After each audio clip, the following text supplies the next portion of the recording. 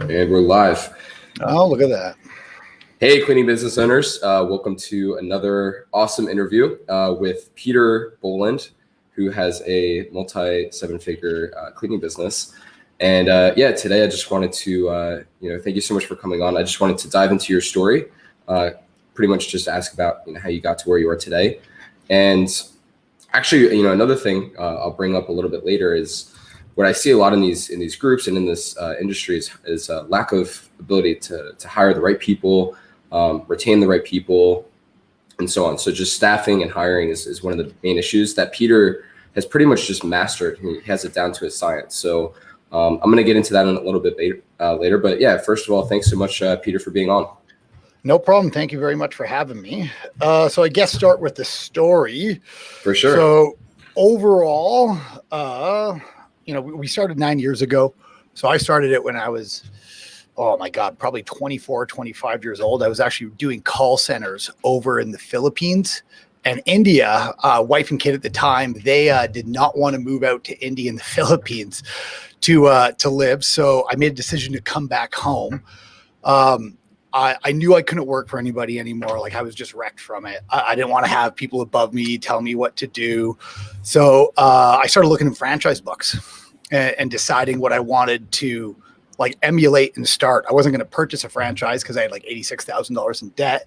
But what I was going to end up doing was looking at one of the models and seeing if I could just learn it online and go and reproduce it. So I came across cleaning, and what attracted me to cleaning the most was the fact that I get a check every single month from these people, provided we provide good service. I didn't want to start a business where 1 month I'm eating craft dinner, next month I'm eating steaks and I'm struggling. I was willing to eat craft dinner for years so I would never have to go ahead and do that again. So I just put my call center skills to work. I picked up Yellow Pages back when they had Yellow Pages, opened it to the first restaurants and bars, called a place. I fluked out, got an estimate first call, went down and met the guy, completely talked a whole bunch of bullshit. I had no company name. I didn't have anything at the time.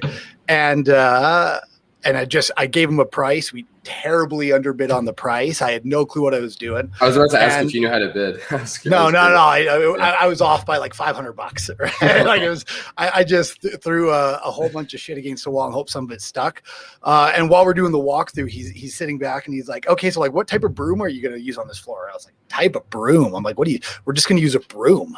Like I didn't know there was like dust mops, flat mops, angle brooms, corn brooms. If you'd ask my mom, she would say I never even cleaned my room. So I don't know why I got into a cleaning business. So we ended up getting the contract from the guy like the next day. And I had to rush off to a janitorial supply shop to learn how to do all this cleaning stuff. So they took me through how to like do it all. I bought all the equipment for it, paid the guy extra to actually come out and show me how to clean the place. And then I cleaned the place and then immediately went and started subcontracting it out. So that's how we started. And then from where we were then to where we are now, it's, we're seven figures across Canada, partners all across the country, and amazing clients and staff for One Janitorial. So, yeah. So that's kind of the intro into it story. Kind of in a nutshell. That's fascinating, man. And I like the fact that you kind of just, even though maybe you didn't understand the ins and outs, you kind of just, trial and error. You went in there and you were able to figure out how to quote, how to do these different parts. Get the certain supplies that you need and everything like that. I've learned that like advice, like not advice. There's two ways of doing things. One thing is the hard way, which is for some reason why I always do it, which is I try something and then figure it out along the way, which costs me a ton of money and a ton of stress and headache. And then there's taking, the experience of other people and using it. So once I started taking the experiences that other people had and applying it, provided they were the right experiences, we started taking off more. But yeah, still every once in a while, I try to grit it out on my own and figure it out because I'm just stubborn. But it always just cost me a lot more money and headache. So yeah. No, I definitely feel you on that. And even in my case, like as we were growing and everything, it's like there's always a level up. Obviously, you have to be careful about who you listen to, but yeah, if it's someone who's already made those mistakes, it's like why not why not just cut the curve, so to speak. Yeah. But also really curious. So you were touching on so you basically just, if I understand this correctly, so you got a bunch of contracts first, and then you decided to subcontract it out. Was there any particular reason for that, or was that able to help you grow? Would you think, or? Yeah, I'm a terrible cleaner. that was the reason for it, right? I had a choice of me cleaning it, which I was not going to be good at, right? Or finding somebody who had more experience than me to do it, right? Like we have an accounting department here, we have a marketing department, operations department. Each one of those departments within our business, those people are better at me than those jobs, right? So cleaning is the exact same way. I am not the world's best cleaner, but we look and we find the best cleaners and then we put them to work. I don't train cleaners. If you don't know how to clean, we won't bring you on because I can't train cleaners. We find amazing cleaners, have them clean, and then we have them train the other cleaners, right? Running a business is not about being good at the service that you're providing. If you're the owner, it's about being good at being the owner and understanding how all the wheels move and ensure you're getting the best and most out of people when they work. Gotcha. So for the cleaners, and do you kind of have certain cleaners that like what type of people do you hire? Is it people that specialize in certain types of cleaning, or like what type of people do you usually like bring on, or? At the beginning, it was a little bit of a gamble, right? Because I didn't understand it. So I've done tons of hiring before. So we would just set out interviews for people at the beginning, do a couple interviews, find out if they had a company. We would call references of theirs. I brokered a deal, so they had their own equipment to go in there, and then they would clean it. I would come by once a week to inspect it, and then I'd go from there. And obviously after years of doing it, I understand how to clean. I understand the ins and outs of it because I have to. I know how to strip and wax. I know how to do all of it, but I had these people train me. I didn't train them. So where we are now with hiring, well, there's really three phases we went through. One is we subcontracted everything out at the beginning. And then we went to having our own employees. Okay. Looking back, the way we subcontracted at the very beginning, 10 years ago, we didn't follow the right guidelines that the CRA had in place. So we wanted to make sure that we were doing everything correct due to CRA guidelines, which is our taxes in Canada.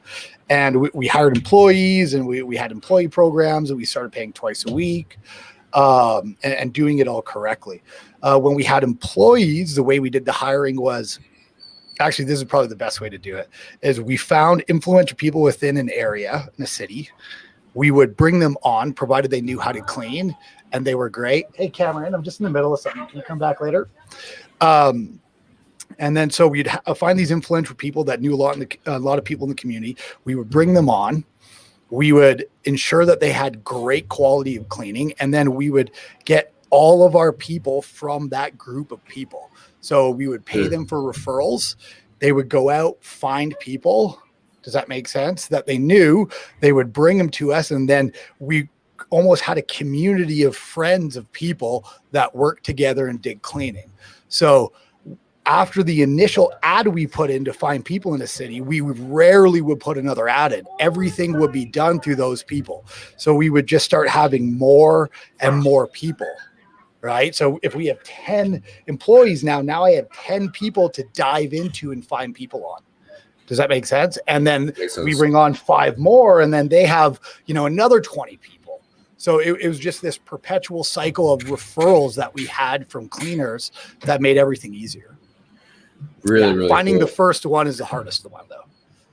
I was actually curious, how you find that first core, but from that, with the referrals, are these just like friends or people that they just people friends, that they know? Family, sisters, brothers, right? A lot of the time it's people they go to church with. Gotcha. Right. So we tend to bring on people who are new to Canada or immigrants that clean because they want to work full time, and then they want to work after hours to earn extra money to either send home, put their kids to university, whatever it was. So we would look for people that were not looking for full-time, only looking for part-time. And then we would put them in buildings, right? And then we would call their full-time job for referrals. And if their full-time job was like, they're always on time, they're punctual, they're great people, then we would hire them because we have a current reference of what they're doing right now for work. I see. Right? So it seems like you're kind of finding almost like your Avengers squad of just A players in terms of people that are helping you out. And then it's just kind of a matter of maybe like replicating those people, kind of like where they come from, the communities that they come from, the companies that they come from. Mm-hmm. Gotcha. Yeah, it's all just community hires. It's all boils to like, because once you have one and they give you two, now you have two people who are going to give you four. Now you have four people who are going to like, it just multiplies over time. I see. How were you able to successfully, I have so many questions, sorry. How are you able to successfully motivate people to send you referrals? Like, did you have like a referral program for anyone that they knew that could possibly be hired by you? Or how are you able to? Majority of the time, no, we would just ask and they'd be like, yeah, we actually know a lot of people who are looking for extra work. Oh, I see. Usually people who are immigrants who want to work hard tend to hang out with other immigrants who want to work hard. They don't hang out with losers that don't do anything, right? So like once you get into the right place, and that's why finding that influential person is really important, it just spreads out. Now, we have had times where all of a sudden 1 month, bang, we'll grow by 20 contracts. And getting 20 new cleaners, that's a tough one, right? So usually what we'll do then is we'll incentivize that if they could give us, 3 referrals each and we hire one and they stay for 90 days, we'll give them $150 or $200 depending on the contract value size. Yeah. And then that would incentivize them to give more. I see. Yeah. And a lot of the times when you bring these other people on, they may have a little bit of cleaning experience, not a whole ton, but they have their friend train them on how they did it, or the person that they recommended trains them. They also don't want to let the person they recommended down. So they tend to do amazing work because they don't want to be that bad example of that person. So like it kind of perpetually all works together. And they all know each other. So if you have a company event, everybody knows each other. Like it's really, really good. So it's like you're kind of, it's not even like you have to create a community. You're kind of finding a community that's already there and you're just bringing them into your I'm just bringing in a pre-baked community in. Yeah. Really cool. What gave you that idea to do that? Like, did it kind of just happen by accident? Like you started trial and error.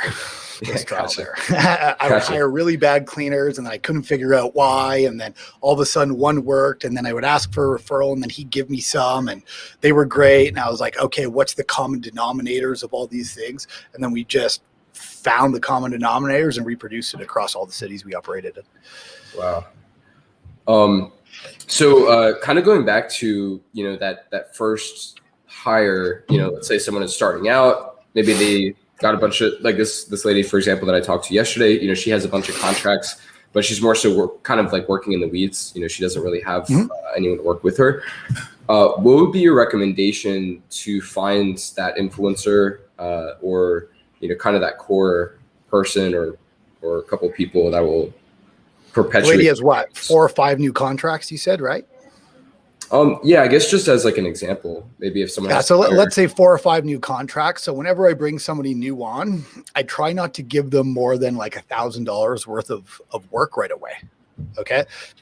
I don't know how their cleaning is going to be. So if it's not the best and I give them all these contracts, I end up with a giant headache and I have to take them all away. So we'll usually bring on a couple right at the beginning if we have that many contracts. And if one doesn't work out, I know the other 2 want extra work so that we can give it to them and it works out. So we'll bring on 2 or 3 if we start that many. Okay. Way to do it is put an ad in Indeed at the beginning. Okay. You're going to get tons of applicants. You need to have like very, very good questions. Like, do you have janitorial experience? If so, how many years? Please post it on your resume, like very, very clear with it. What we would do is put like a DISC assessment link. So I don't know if you know what a DISC assessment is. It's like a personality assessment. Yeah. At the bottom. And we would ask them in the ad to fill it out before you apply, and you'll find that 80% of them don't even read the ad. They're just clicking through stuff, right? So if you're not going to read the ad already, I know there's an issue. So if we get a disc assessment back from these people right away, then we'll go. I don't care what the disc assessment says. Like, it doesn't bother me in any way at all. I just care that I asked them to do something and they did it before they started, right? And then if they have that, and then if we'll go back and they have janitorial experience, we'll call them, we'll ask for referrals. And again, a lot of the time I'm looking like, are these people part of a church? Are these people part of some community that I can leverage to get more people from them? You know, so like I'm looking for that. If a guy is just brand new to the city, I know it's probably not going to work out. You know, so here's an example. I started this and figuring this out in Brandon, Manitoba. Brandon, Manitoba is like a 50,000 person town, really tiny, but they have a hog plant that immigrates people here from El Salvador, China, all these places to work at this hog plant. So I would just ensure that they worked at Maple Leaf. And then after that, and we bring them on if they had cleaning experience, then I would leverage that out. Because I knew that if there was one person that worked there, there was probably 50. And it's all part of a community. So it doesn't have to be a church. It was like, I knew this one business imported a whole bunch of people, and they all knew other people. So I would make sure that they'd worked or know people that works there. So, yeah. Gotcha. Wow. Yeah. So I guess it's just, you know, after you find a couple that have those ties to the communities, then it's hiring doesn't even seem to be a problem. I mean, even if the worst case, if you get a bunch of contracts, like you said, you just maybe raise the bar in terms of incentives, or even, you know, an Indeed ad, you know, to kind of just get some people. By the way, I can totally attest to what you said with Indeed in terms of people just not filling in, not wanting to fill in the information, because, you know, when I graduated college, I was applying to jobs, and if something had more than like 5 questions, I would just click out of it and I would just move on to the next job. So I could just make it difficult. Yeah, I could totally. We'll get 350 people apply for something sometimes, and I'm like, man, I'm just not going to go through 350 applicants. First of all, second of all, majority of them are garbage, but I just need to be able to find the one that is amazing. So we set up all these barriers that kind of take care of the work for us. I see. Yeah. In terms of, and I know you said you're always looking for people they're already specialized, they already have experience in certain areas of janitorial, plus you sometimes test them out. Do you also do a certain level of training, or some types of like standardized training, or like? Yeah, we have like a day and a half roughly of what it is online video training, where they go through like cleaning training, supply works training, how our company operates, best way to communicate with us, all these things. And then afterwards they get put in place for anywhere between 2 and 4 days, depending on the building size, with an experienced cleaner. Right. And then at the end of that 2 to 4 days, I have a meeting with that cleaner. Well, not me, my operations department does, to determine if this person's going to be a good fit or not. You know? I see. And then in terms of like being a good fit or not, what are some things that you look for? Cleaning time. Okay. A lot of it's cleaning time, and did they remember to follow the checklist, right? So first day we'll sit back and they'll shadow the experienced person. Okay. Second day, they do it together. Third day, they're on their own doing it, right? There's usually a couple of things that they miss. The guy has a communication with them and kind of goes over what needs to happen, where they made mistakes. Day 4, they're on their own completely. The guy shows up at the end of it to look at the quality of work. And if there's stuff missed, you know, maybe we add more time. Maybe we decide not to go with them. Yeah. I see. There's non-negotiables in the cleaning. Like if you can't remember to lock a door, like the outside door, or set alarm correctly, if you can't remember to change a garbage bin or go back and put a bag in, or you're leaving or you forgot a bathroom, like these are all non-negotiables. Dusting not to the complete back of a shelf, you know, those are all trainable things, but there's a lot of non-negotiables in the janitorial industry.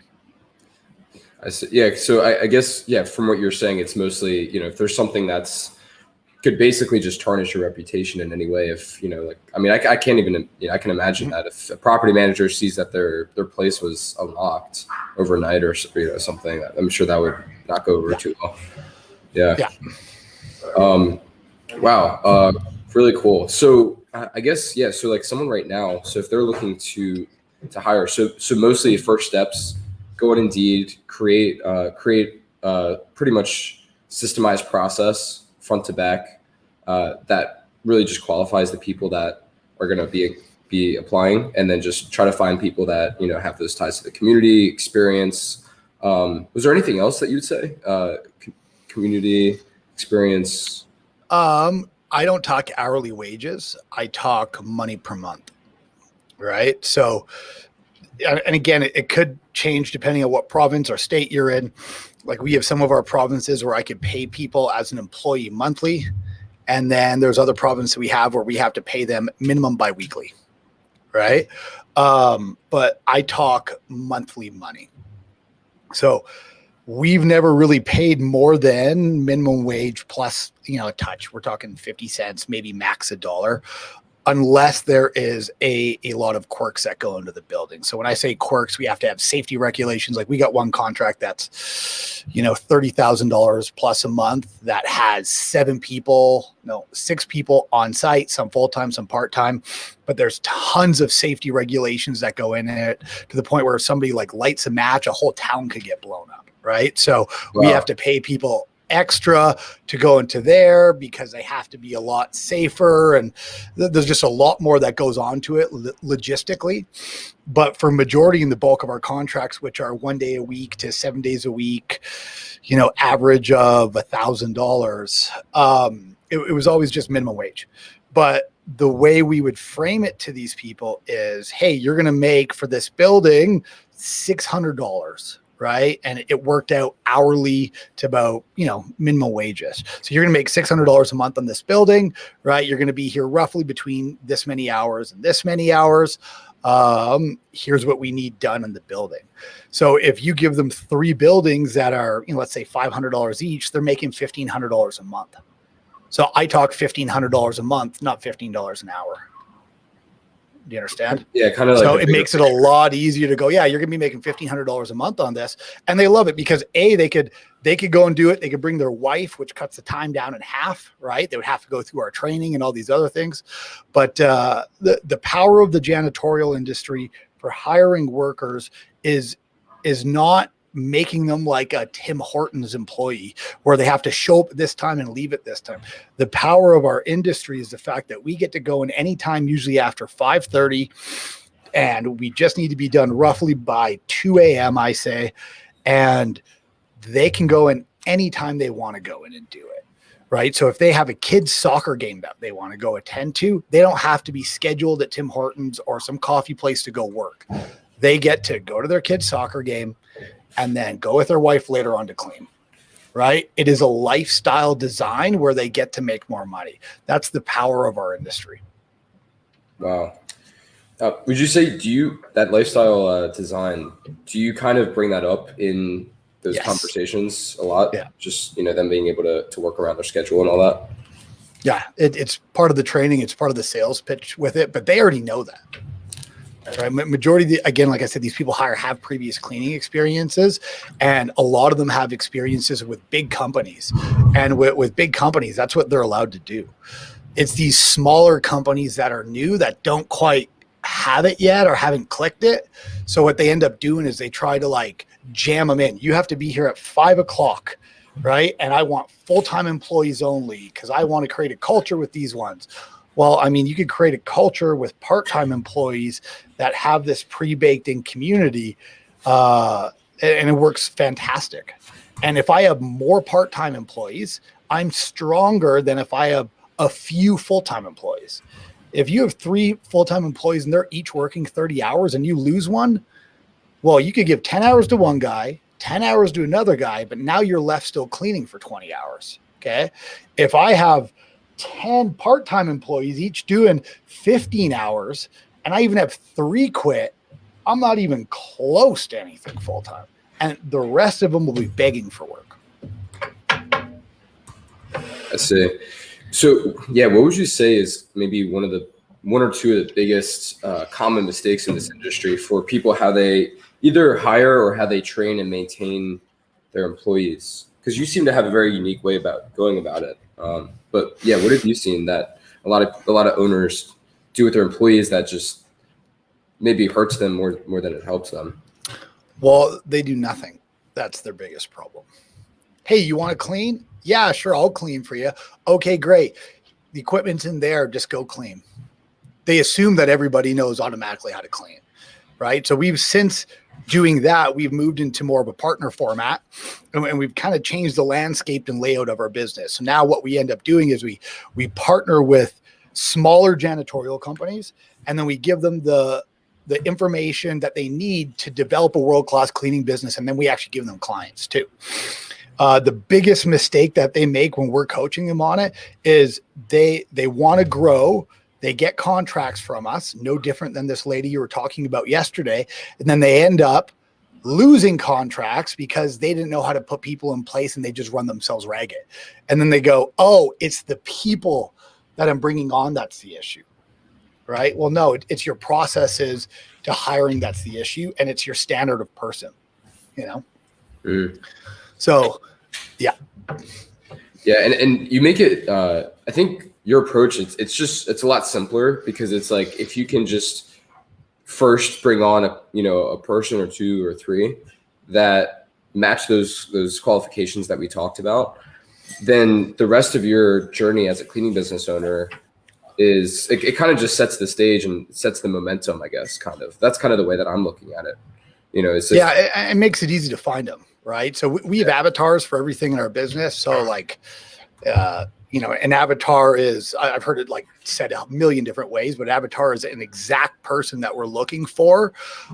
Let me see if I have it. No, I don't have one around here right now, but we have them like taped up in our office. Here's a partner avatar. Here's an accelerator avatar. Here's our salesperson avatar. Here's our administrator avatars.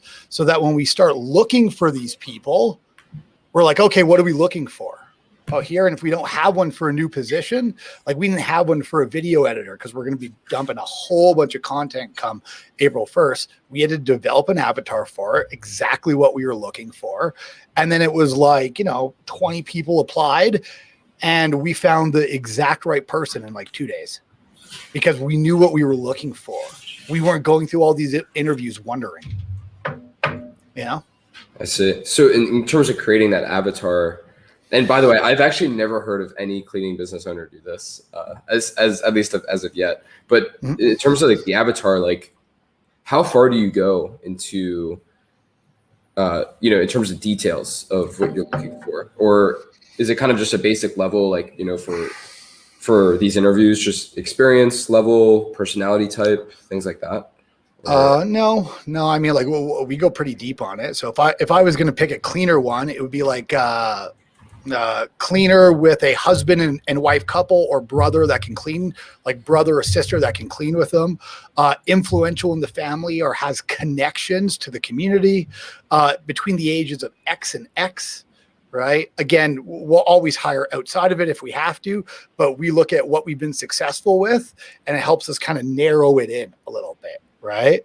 So between the ages of X and X, has a cell phone, vehicle that can drive with it, can speak up to 80% English. And if they can't, can at least type 80% English. Like it's every single thing that you could possibly imagine that goes into it. Wow. Yeah. We just want exactly what we want. And they're out there. Like they're out there. If you talk to these other cleaning owners, the issue is I can't find good people. They never say that, well, I can't find anybody to apply, because there's tons of people that apply. They just pick the wrong ones. That's all that happens. Yeah. Clarity. I mean, that's huge. I mean, just being able to just have that, not even in your, maybe you have, since you have such a, sizable team, it's like, maybe you think, if you don't have an avatar, I'm just thinking like, maybe you think, who you want to hire, but not everyone else can read your mind. They don't know. We've made many mistakes because I didn't have an avatar before. I had an avatar for cleaners, but we didn't have an avatar for the other positions. Right. So I put somebody into hiring, and then I kept getting the wrong people. Like, oh my God, did we get the wrong people? We had the wrong demographic. We had all of it. And we struggled really bad when we first moved to Calgary for like a year and a half, because we just hired the wrong people. And then once I was like, okay, well, what works when we're hiring cleaners? I'm like, oh, I have everything mapped out. We did the exact same here. And it's like everything changed immediately. So, yeah. I see. Actually, I wanted to address this one question Alexander was asking. So he was asking about your turnover. So with this method, what is your turnover been? Has it been pretty consistent, like a certain amount, or like zero? Like there's barely any. So the way I'll define turnover as is, at the beginning, I was telling you guys that we make sure that they want to be cleaning for a reason. They're sending money back home. They're putting their kids through school. They want to pay off their house. They want to pay off their car. So what I found is I usually have them for the amount of time that they have that goal. Okay. So if they're like, I want to come on because I want to pay my car off, and then let's say a year or two goes by. Okay. And then all of a sudden they start like being a bad cleaner, or something's like, they just shift all of a sudden, because it'll happen like a snap of the fingers.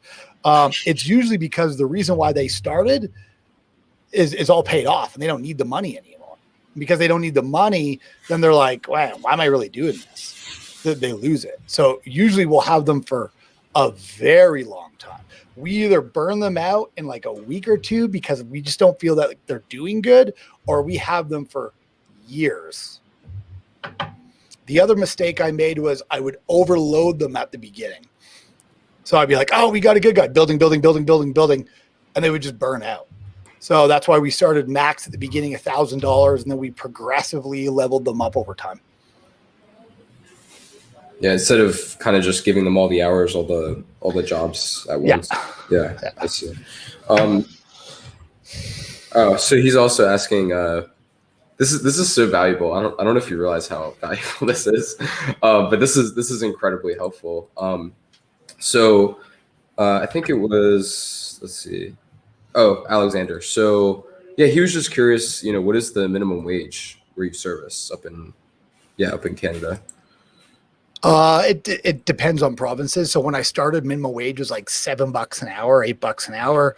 One of the provinces we're in is $15 an hour. Another province we're in is 10 something. So like it shifts. So when I started, the minimum wage was a lot lower, but I mean, where the minimum wage at is irrelevant to it. Like you're not bringing people on to make a minimum wage. You're bringing people on that want to be in control of their evenings so that they can still have a life, and they're going to want to bring their brother or their family member with them to clean, and they just need $1,000, and you're going to help find them $1,000 worth of work. And the deal is that they're going to do that work and you're going to get it. And like when I say the deal is you make it very clear that that's the deal. And I mean, I've gone, and this is probably not the best of me, at least like 7 months without talking to some people.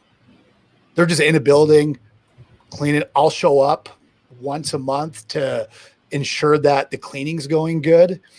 And I won't talk to them for 7 months, and they'll just get paid every single time. If they have any problems, they have a manager to reach out to. Like, you don't have to bother them because they don't want to be bothered. They're doing it for a lifestyle. Like, the more that you have to talk with them and go see them, it actually pisses them off because they're like, I don't want to be managed. I have a full-time job where I'm an accountant, right? And I handle X amount of businesses. I don't need a guy that owns a janitorial company to micromanage me about cleaning. Just leave me alone. Let me do it, and I'll do the best work. But let me just do it. So like it is a very, very good deal for these people, and that's how you're working it out. Yeah, I'm wondering if that's maybe another thing that happens sometimes is, being a little bit too strict on, oh, you have to clock in at this time. And it's, I think, maybe kind of that same mentality with the minimum wage. Oh, you have to clock in and clock out at this time. I'm going to be inspecting you. And it's, back when I used to work like food service jobs, it doesn't feel good when someone is just over your shoulder looking at you. all day, every day. And No, it makes you nervous. It makes you make mistakes. Yeah, like if you're hiring minimum wage employees. So when I say minimum wage employees, I do not mean the type of people I'm talking about. The type of people I'm talking about are not minimum wage employees. They usually have a full-time job where they're making double minimum wage. Like we have accountants that have come over and are full-blown accountants, and then they go clean at night for us to make extra money. So like these are not minimum wage people that we bring on. These are highly intelligent people that back where they were living from were like marketing directors, doctor, like these are very smart people that we have. Okay. So if you're hiring minimum wage employees and the person you're bringing on is a minimum wage employee, right, and they have a minimum wage mindset, you are going to get minimum wage problems. They are not going to show up. They are going to argue with you when you try to hold them accountable to the standard.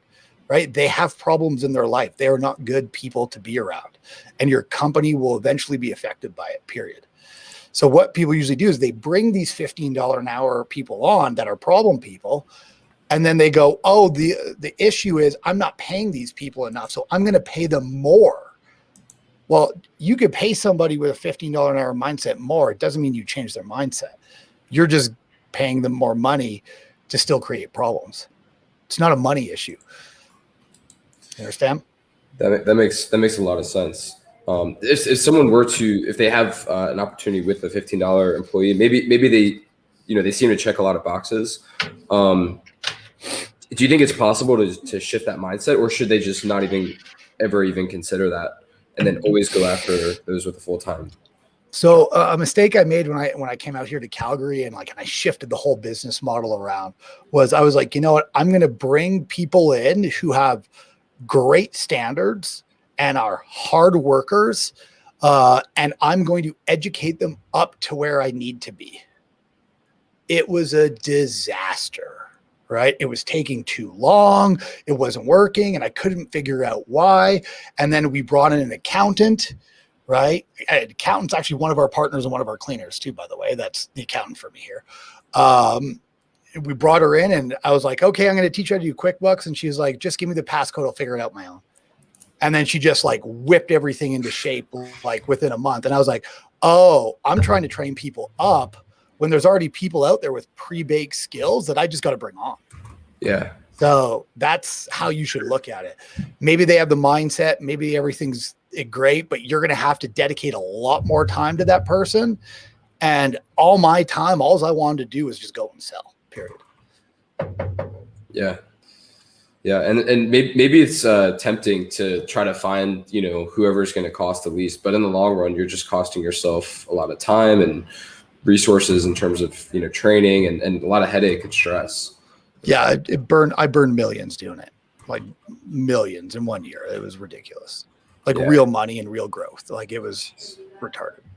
Yeah. Anyone listening to this, listen to what Peter said, because he's been through it all. So don't make these same mistakes, guys. I mean, this is why you listen to people like Peter, because he's seen what works and he's seen what doesn't work. And just bite the bullet and find people that are qualified. Find people that are going to do the job right. And also too, I wanted to quickly mention, I think by having that avatar, not only are you able to know if someone's the exact person you're looking for, but even in your postings on Indeed, when you start to hire, you can literally just it's interesting that you said that, because for me, from a marketing perspective, one of the best forms of ad copy and marketing is when you understand your audience. So when you're able to understand the benefits, the pain points, basically the mindset of the audience that you're speaking to, that's how you attract naturally who you want to attract into, into case of marketing, into a specific offer or something along those lines. But in the case of a job interview, I feel like it's almost the same thing. If you understand the mindset and psychology of who you want to hire, it's like prospecting too. Right. So it's like you have the giant funnel at the top. You have 300 people come in and apply to it. Out of those 300 people, you weed it down through your avatar to 10. Out of that 10, 5 show up for an interview. Out of that 5 show up for the interview, you pick 2. But in the meantime, you're having to follow up with them. You're having to do all it. It is every single thing is symbiotic. When you're trying to push out into the marketplace, It's all the same. Phone calls, emails, text messages, funnels, flyers, all of it, right? Absolutely. Kind of switching a little bit, before I get into that, I think Alex was asking. Oh, he was asking, what are your profit margins, or does it depend on the type of job, or from your experience? Are you talking about gross, net, so after employees, or what are we talking about here? Yeah, Alexander. Just if you don't mind, just give us a little bit more detail on what you were asking about the profit margins. Yeah, is that after? I'll answer the question in a different way. So when I first started, I didn't care about profit margins. I didn't know anything about the industry. All I cared about was like, I had no job. I was $86,000 in debt. I had a wife and kid, and I was living in my mom's basement. Okay. That was a problem for me. Right. So I didn't care about, man, I got to make $250 on this client or, like I got to get rid of it. All I cared about was like, okay, if I get one client, I get to put a cleaner in there, and then that cleaner can probably clean other stuff, so I won't have to clean anymore. So like at the beginning, if I made $50 on a job that was $1,000, I was like, okay, that's my gas this week paid for. All right, and I would just look at my expenses, and I was like, I am just covering up all my expenses. It is easier to have a whole bunch of clients that make you very little money and then do great work and go back 3 months later and be like, hey, it's taking me a little longer, I need to boost it up $100, than it is to have 0 clients and go nowhere. Like you can't, if you have 0 clients, I can't reduce expenses or increase profit. I have nothing. Right. So that is just how we figured it out. And then over time, I just figured out how to do pricing, and just got it. And then I started looking into cleaning times and coming up with mathematical formulas to do it. And so like our profit margin now is probably between 15 on a job, depending on how big the job is, right? If it's massive, and 50%. We did last year a little over about 5.4 million. And that was with a COVID year, right? This year we should do 7. And, we walked away with $1 million. So it's pretty good. 50%. That's amazing. Yeah. Smaller jobs are higher. Does that make sense? So smaller jobs, I can bill more because I have to have the equipment and everything. Like we have minimum standards. When you start getting to like $3,000, $5,000, $30,000 a month in value to it, like you're just not going to get it 50%. And, I shouldn't say that. We got one job where we're close to that. I'm like 20 grand a month, but the job's a nightmare. Like it is worth it. If I got paid anything less than it, I wouldn't do it. Yeah. So, do you have a certain criteria where you wouldn't take a job? Would you say? Like, is it the way we're doing our program now? So at the beginning, no. I mean, I took everything. Window cleaning, take it. Let's figure out how to clean windows. And it would take me twice as long to do it, right? And because I just wanted to figure out how to do each job. I mean, my first stripping and waxing job, I watched YouTube videos, went and bought all the equipment, and figured out how to strip and wax a floor. It was a disaster. It like took me 10 times longer than it should have. It came out great, but I just gritted down and committed to doing it. Then after I learned how to do it, then I brought people in who are experts to do it. And even if I brought people in who are experts, I would actually go with them the first time and be like, man, just show me how to do it. I need to be able to like talk the lingo in order to figure it out. So just one day at a time. Mm. One thing I want to just kind of bring up for people watching this, and I don't know if anyone kind of got this from this conversation. So one thing I feel like you're very good at is that mindset of understanding what it is that you are good at, what your strengths are, which is being on the phone, selling, and also building systems. So basically leveraging that and then hiring and finding experts, whether those are workers or your accountant, for example, to fulfill other parts of your business, and basically just let them do what they're good at, so that you can continue, kind of focusing on the higher level and growing things as a whole. And and I've made mistakes on it, and I've made mistakes on it, and I've tried to like run it, And what's really stopped me from growing is my inability to like let go of things. So like up to our like 5th or 6th year, we were only doing, $800,000 a year in sales. And then it was like, cause I just didn't want to let go of money. I was like, no, this is my money. I want to keep it all. Right. I want to make $100,000 a year, but we just couldn't grow anymore because I was doing the accounting and I was doing the sales and so then we brought in an administrator, and then all of a sudden I was like, I had more time so I could sell, and our sales went up, and I was like, oh, okay. And then I started bringing in sales guys, and then it was like, we went from 800 to 1.2, 1.2 to like 2 to 3.7, and then like 4.5. Like we just started skipping. Does that make sense? Wow. Right. And like, we had a stagnant year. So we had the reason why I started bringing in people is because we had a stagnant year. We did 850,000 in sales for 2 years. And I was like, why did that happen? Every other year we've grown a little bit. So I had a couple other businesses with friends. So I was distracted. So I got rid of them all and I went all in on this avenue. And then we brought in people. And then we had a stagnant year like 2 years ago. And I was like, okay, why do we have a stagnant year at 4.5? And I was like, oh yeah, I'm doing the exact same thing. I'm refusing to bring in high level operations people where I maybe pay somebody 150, 200 grand a year. So I don't do it anymore. I'm trying to, again, hold on to all the money. It's just at a different financial level. It's not paying somebody $30,000 a year. I had to pay 200 grand, and then I had to pay 130,000 for a sales guy manager, right? So I had to let go of things. It's just the same thing at different financial levels as you go up. I see. Would you say that was kind of a gradual increase of just, you being required to let go of things? Or was that kind of, did you hit a certain point where it was just like, would you say that was kind of like the point where you were just like, either I hold the money or, I make these decisions that, where I can pay all these employees or everything like that? If I'm really stressed out and running around ragged, I'm doing something wrong. So that's what I've noticed these past 2 times, is I'm stressed out. I'm working harder than I should, and we're not growing.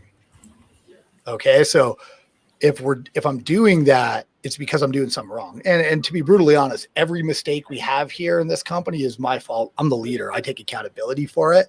So the easier it is for me to just take accountability, being like, okay, something's broken right now and I need to figure out why.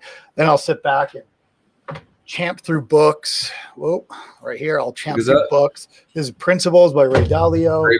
Great book. Great. I have a library in here of books, and I just start going through books of people who are at the level that are higher than the level I'm at, but are talking at where I'm at.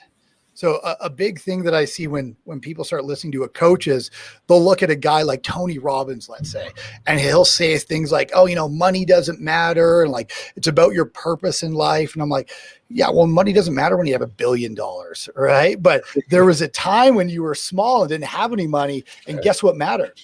Money, right? So I'm not looking at his advice at when he's at $1 billion. I'm looking at his advice where I'm at right now. What did he do when he was at that level? Because you need to be able to take advice from the same level you're at, but the person needs to be higher than where you're at, if that makes sense.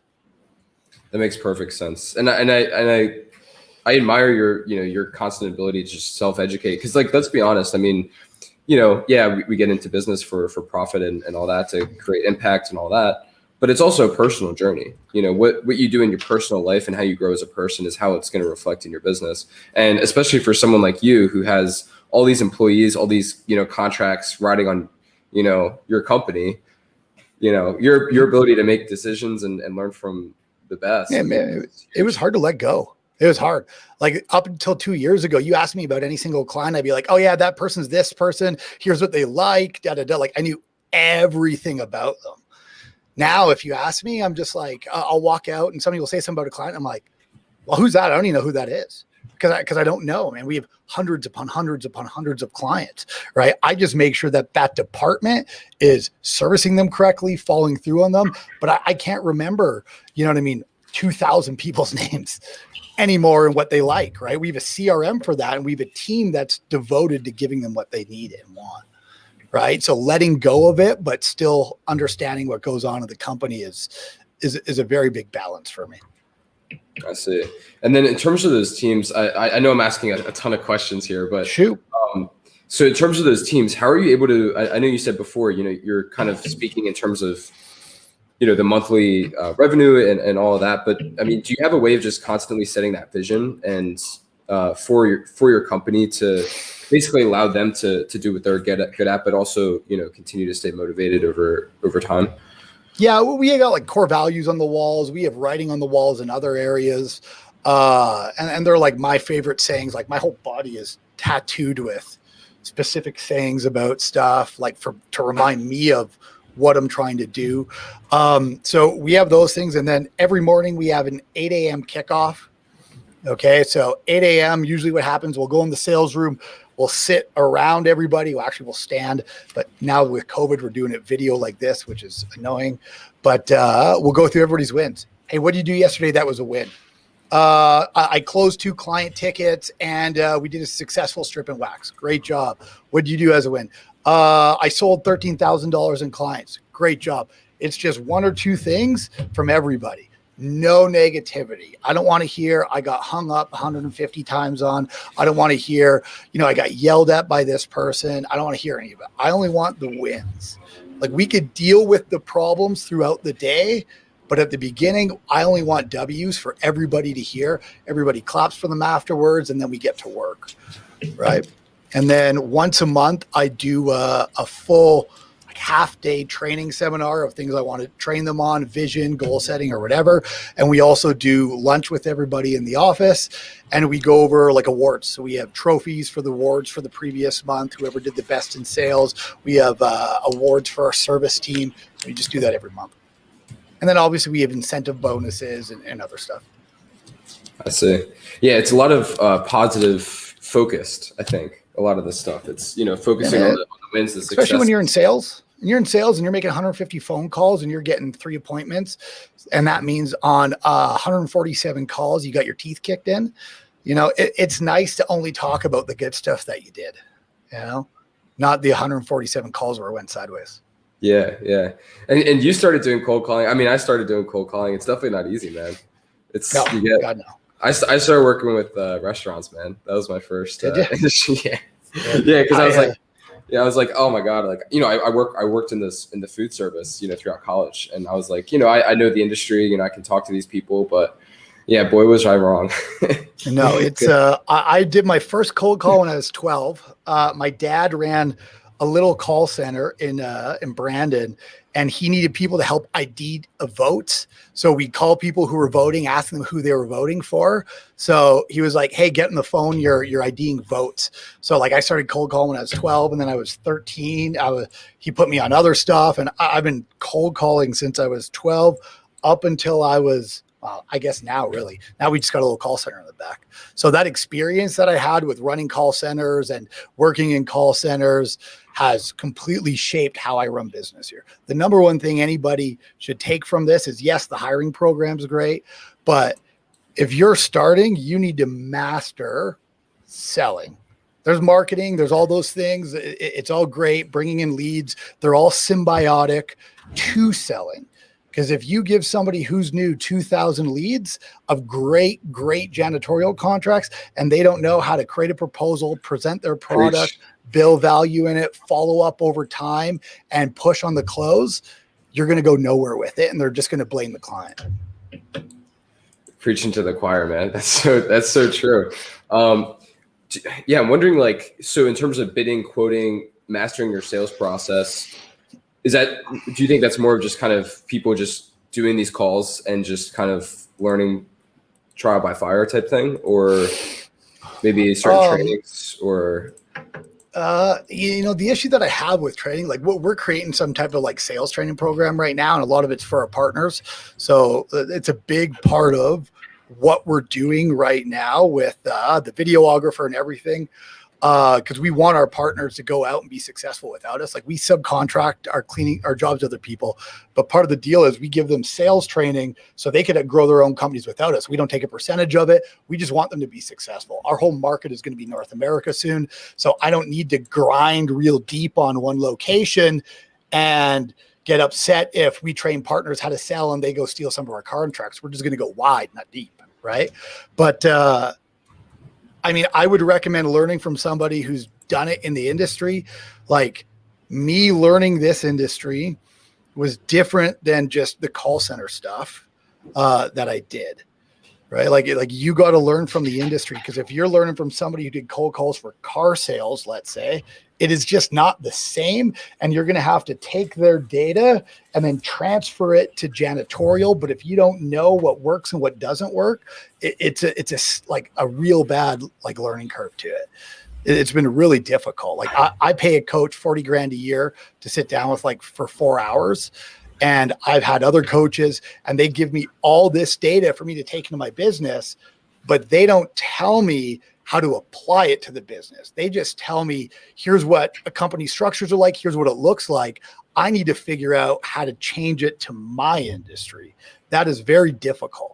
Like it is not easy at all. Taking information from a book of a guy like, let's look at, this book right here, taking information from this guy who's in financial services and applying it to the janitorial industry, that's work. It doesn't just like, I'm going to take this paragraph and here's the way it works. It doesn't. So you got to figure it out. That's a lot of work. Yeah. Cause even those books, I mean, yeah, the value could be great, but maybe it's a completely different context. And it's like, how do I translate that over? I mean, I can't even imagine that. I mean, most of the programs that we've done are in our industry, but I mean, yeah, that's a whole nother type of, thinking, I guess. Do you have a best book that you recommend to people that are cleaning that is pretty much, would you say, transformed you, or as like a leader, or what stage are they at for cleaning? I think most of them are, they have a couple contracts, but they're just looking to grow and hire and continue to expand. Traction by Gino Wickman or something like that. I can't remember who it's by. I just finished oh, did you? Yeah. It's a really good book that's simple to read. And it's going to give you an understanding of, hiring practices and like regiments for meetings with your team and expectations and processes. So it's an entry-level book for new people. So I would recommend definitely going with something like that. Perfect. Right. If you're talking about somebody has a $1 or $2 million company, then you're looking for like a principles book, which goes very deep into stuff. Like it's analytical. You got to read this book like 5 times to understand it, so I would go with this book and then some other sales type books. Yeah. Perfect. Listen, man, I think we're approaching an hour now, but this has been huge. Like this is, these types of problems. I mean, I see it again and again, and to learn from someone like you and just kind of apply these things. And I would encourage anyone who's watching this to rewatch it or do whatever you got to do to retain it. And then not only that, apply it. Because all the knowledge in the world is useless unless you apply it, right? So, step by step, create your avatar wherever you're at. Just kind of just apply these principles and your principles, and apply it. Start applying it to your business. Peter, thank you so much for being on. Where can people either get in touch with you? I think you said you have a YouTube channel as well. And I know you're starting. Yeah, YouTube channel is being built right now. You guys can get a hold of me at the Peter Boland on Instagram, or just like my Facebook page. If you guys are on here, I'm part of the group. Find it, friend me. I'm open to everybody. So, yeah. Yeah, the Peter Boland. I just put it on the bottom there. Yeah, that's correct. Okay, perfect. Awesome. Thank you so much for being on, Peter. This was incredibly valuable. So, yeah, I appreciate your time. No problem. Thank you, and have a great day. You as well.